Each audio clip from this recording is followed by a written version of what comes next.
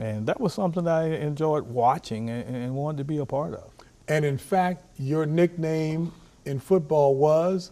Little Juice. Everyone on campus. Tim Raines was one of baseball's all-time great leadoff hitters and base stealers. Raines was a 7-time All-Star, won a batting title in 1986, and retired as one of only a few players to steal over 800 bases. Despite battling addiction and lupus, he rose like a legend and got induction in the Baseball Hall of Fame. Before we proceed, please take a moment and subscribe to the channel. In 1982, Raines' performance took a noticeable dip, with his batting average falling to .277 and his on-base percentage to .353, a contrast to his usual high standards at the plate. But behind the stats was a darker struggle that had begun affecting his life off the field, as well as his game on it. That season, Raines was in the grip of a serious cocaine addiction, spending up to $40,000 on the drug. To keep it hidden from teammates and coaches, he developed a unique, risky routine, carrying the drug in his back pocket rather than leaving it in his locker. This habit was so ingrained that he became known for sliding headfirst to protect his stash. The addiction affected him deeply,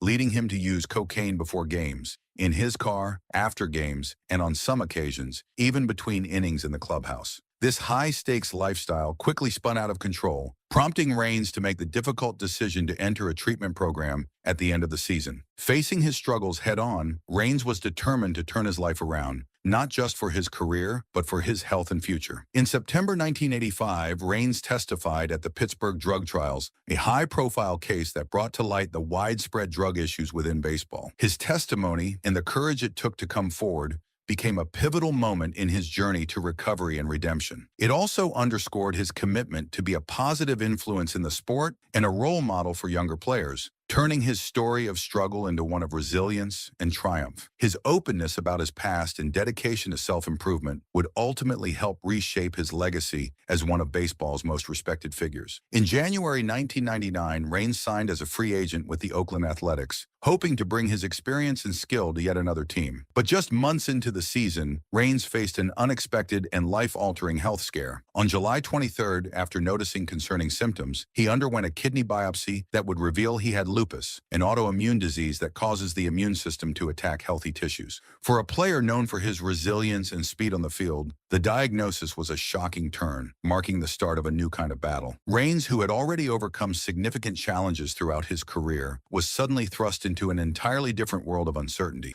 Lupus is a chronic illness that can affect many parts of the body, from the kidneys to the joints, and the treatment journey can be physically and emotionally grueling. Rather than returning to the lineup, he had to focus on aggressive treatments, adjusting to a new normal that required rest and careful monitoring of his health. The diagnosis sidelined him for the remainder of the season, pushing him to reassess his priorities and lean into his support system. As he moved through treatments and began to recover, Raines' journey with lupus became part of his legacy, inspiring others facing health battles to keep moving forward. His comeback to baseball in later seasons served as a testament to his perseverance and his unbreakable spirit, showing that his fight extended far beyond the field. Tim Raines was born on September 16, 1959, in Sanford, Florida. Two of his brothers, Levi and Ned III, also finding their way into minor league baseball, the family had sports woven into their fabric. At Seminole High School, Raines was a remarkable athlete, excelling in nearly every sport he tried. On the baseball field, he was a force to be reckoned with, showing a boldness that would become his trademark. Raines had the rare skill and guts to steal home, a feat he accomplished an incredible 10 times during high school. Coaches,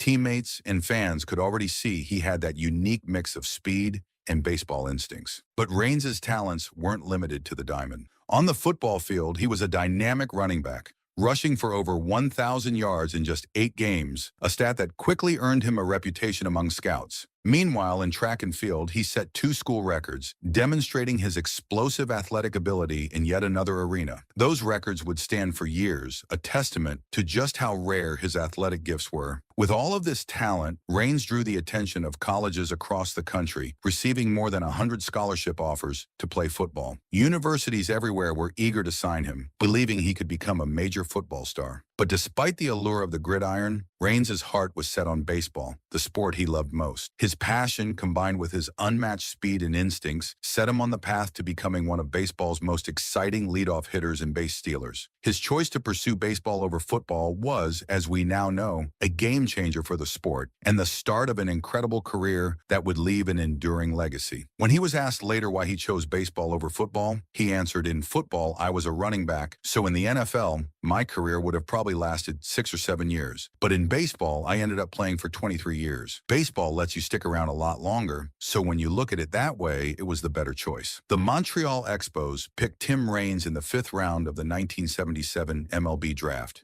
giving the young speedster his first real shot at the big leagues. After debuting as a pinch runner in just 6 games in 1979, Raines tried his hand at second base in 1980, but he quickly made the switch to the outfield, where his explosive speed and fearlessness on the base paths made him an instant fan favorite. Expos fans loved his aggressive approach. Every time he took off for a second, you could feel the excitement in the air. By 1981, Raines was in full stride. In a season cut short by a player's strike, he hit an impressive .304 and absolutely tore it up on the base paths, stealing 71 bases, setting a rookie record that smashed Gene Richards' previous mark of 56 set in 1977. Even more impressive, Raines was practically untouchable when he went for a steal. He started his career with 27 successful stolen bases in a row, setting a major league record at the time for consecutive steals without getting caught. Raines' remarkable year didn't go unnoticed, and he was neck and neck in the race for the National League's Rookie of the Year award. Though he finished as the runner-up to Los Angeles Dodgers pitcher Fernando Valenzuela, Raines' rookie season was unforgettable. It marked the beginning of a career defined by thrilling base running, a contagious energy on the field, and a fearless approach that kept fans on the edge of their seats for years to come. After a drug-prone 1982 season, he bounced back strongly in 1983. Raines hit his stride, stealing a career-high 90 bases, second only in Expos history. His lightning speed and keen eye for the game helped him set a franchise record by scoring 133 runs that season. Raines wasn't just fast, he was consistent and electrifying, earning the title of Expos Player of the Year in 1983, 1985, and 1986. Over those years, he stole at least 70 bases each season, and in 1986, he reached a career-high batting average of 334, snagging the National League Batting Championship. Even though he never won a Gold Glove award, Raines was a top-tier defender, leading the National League in assists with 21 in 1983. He even tied for the league lead in double plays turned by an outfielder in 1985. And at the plate, he became a force with a career-high slugging percentage of 429 by 1987, solidifying his reputation as one of the league's most versatile players. However, in late 1986, Raines faced unexpected challenges when he became a free agent. Despite leading the league in many categories, he found himself without any serious offers, a result of a period when MLB owners were colluding to suppress player salaries. For months, he was effectively sidelined. Finally, on May 1st, 1987, the Expos re-signed Raines, granting him a 3-year deal worth $5 million plus a signing bonus of $900,000. Raines made his comeback with flair. In his first game back on May 2nd, facing the Mets with 0 spring training or preseason preparation, he hit the very first pitch he saw for a triple off the right field wall. By the end of the game, he had 4 hits and 5 at-bats, 3 runs scored, a walk, a stolen base, and a game-winning grand slam in the 10th inning, a spectacular return that fans wouldn't forget. Despite missing all of April, Raines led the Expos in runs, walks, times on base, and stolen bases, along with batting average, on-base percentage, and slugging percentage. His star power continued in the All-Star game, where he was named MVP after delivering a game-winning triple in the 13th inning. Years later, Raines received over $865,000 in retroactive damages from the MLB collusion cases, but it was clear that no setback could keep him from making his mark on the game.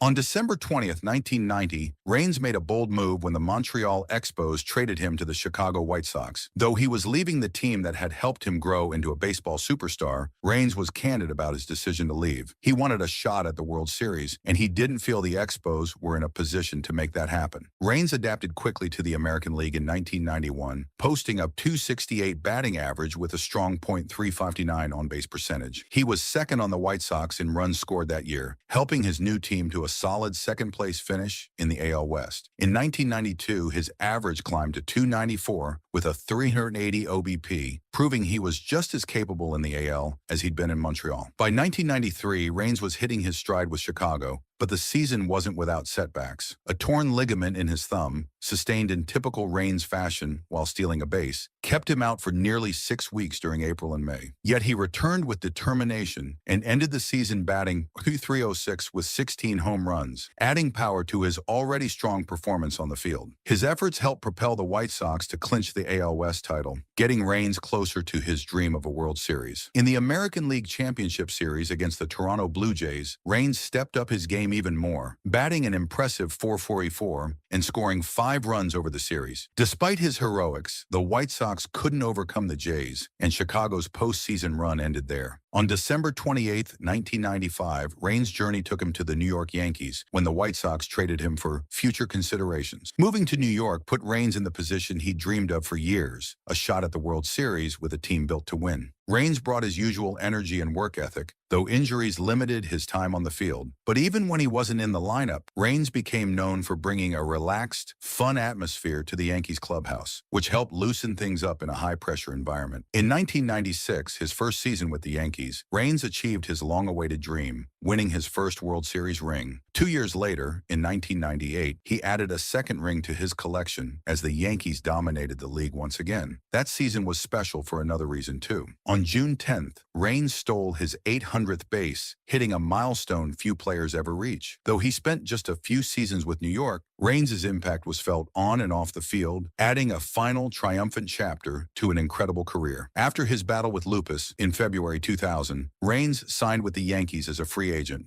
But his return to New York was brief. He was released in March before the season began. Later that year, however, the Montreal Expos came calling, and Raines rejoined the team where he'd made his name. For Expos fans, it was like welcoming home a hero, and they showed it. At the home opener in 2001, Raines received a standing ovation so thunderous that he described it as the longest and loudest of his entire career. It even rattled the pitcher, who walked him on 4 straight pitches. Limited to part-time play, Raines still batted an impressive .308 with a .433 on-base percentage, showing he hadn't lost his touch. That same year, he was inducted into the Expos Hall of Fame, a well-deserved honor for a franchise legend. Raines faced a few health challenges, too. In May, he underwent surgery on his left shoulder and was assigned to the Expos AAA team, the Ottawa Lynx, to rehab. Then on August 21st, Raines found himself in a once-in-a-lifetime moment. He and his son, Tim Raines Jr., became the first father-son duo to play against each other in a professional baseball game when Ottawa faced the Rochester Red Wings. The two had faced off in spring training, but this official game was a milestone that brought father and son face-to-face on the field. The Expos made another gesture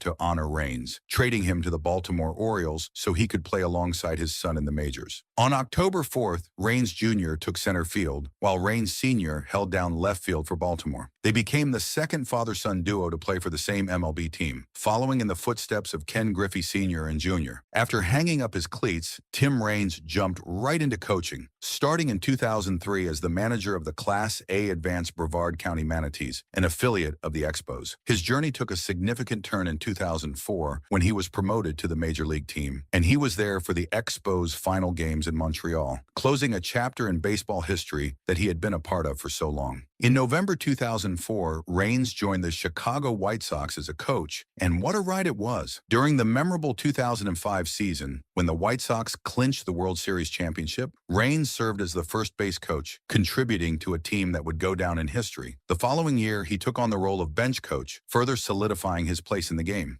Raines' coaching journey continued as he moved on to the minor league. In 2007, he became the hitting coach for the Harrisburg Senators. In 2009, he signed a 2-year contract to manage the Newark Bears in the Atlantic League. After the 2010 season, the Bears transitioned to the Canadian American Association of Professional Baseball, and the team was excited to announce that Raines would return to manage in 2011. In 2012, Raines took on a new challenge as an assistant coach and director of player development for the Bears, where he could help shape players' careers both on and off the field. His expertise didn't go unnoticed, and in 2013, the Toronto Blue Jays brought him on board as a minor league base running and outfield coach. Raines had an impressive run as a player, earning a spot as a National League All-Star for 7 consecutive seasons from 1981 to 1987. He was even named the most valuable player of the 1987 All-Star Game, showcasing his exceptional talent on the big stage. In 1981, Raines was honored as the National League Rookie of the Year by the Sporting News. He finished in the top 10 for the NL MVP award 3 times and snagged a Silver Slugger award in 1986 when he led the league in both batting average and on-base percentage. His legacy continued with his induction into the Canadian Baseball Hall of Fame in 2013 and the National Baseball Hall of Fame in 2017, where his plaque proudly displays him in an Expos cap. To honor his contributions, Seminole High School renamed their baseball complex Tim Raines Athletic Park and retired his number 22. In 2019, Raines received a ceremonial key to the city of Sanford, and the Sanford Historical Museum dedicated an exhibit filled with memorabilia from his incredible career. Well, that brings us to the end of today's video. Make sure to subscribe to Baseball Icon so that you never miss an update.